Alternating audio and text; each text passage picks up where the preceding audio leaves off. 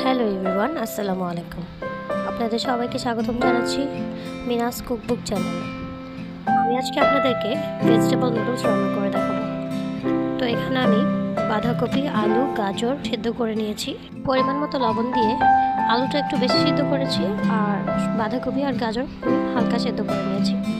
আমি 2টি ডিম সিদ্ধ করে কেটে নিয়েছি কাঁচামরিচ, পেঁয়াজ আর কোকোলা নুডলসের সাথে যে মশলাটা ছিল সেটা, আর ম্যাগি মশলা। এখানে আমি নুডলসটা ভালোভাবে সেদ্ধ করে ধুয়ে নিয়েছি। কোকোলা নুডলস। এখানে তেল গরম করে একটি কড়াই আমি প্রথমে পেঁয়াজ দিয়ে দেব।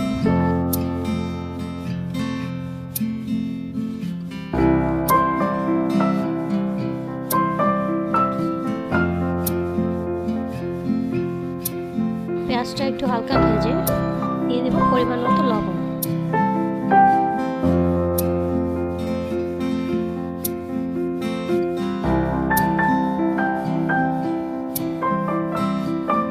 দিয়ে দিচ্ছি 1 চা চামচ পরিমাণ ধনিয়া গুঁড়ো।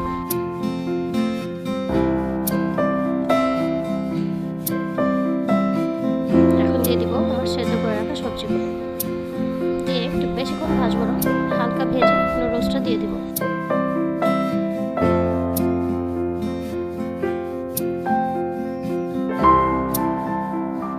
এখানে দিয়ে দিচ্ছি কেটে রাখা কাঁচামরিচটা শেষেই দিতে হবে, তাহলে আর কাঁচামরিচটা একটু কাঁচা কাঁচা থাকবে, খেতে ভালো। দিয়ে দিলাম এখানে ম্যাগি মশলা আর কোকোলা নুডলসের মশলাটা। বাচ্চারা দেখা যায় সচরাচর সবজি খেতে চায় না, তো এইভাবে নুডলস রান্না করলে বাচ্চারা খুব পছন্দ করবে। এখানে সেদ্ধ করে রাখা নুডলসটা দিয়ে দিলাম। দিয়ে সব কিছু ভালোভাবে মিশিয়ে ডিমটা দিয়ে দেব।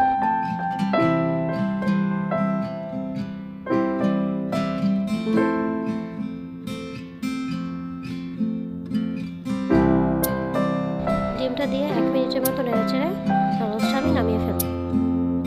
তাই তো আমার নুডলসটা রান্না করা হয়ে গেছে।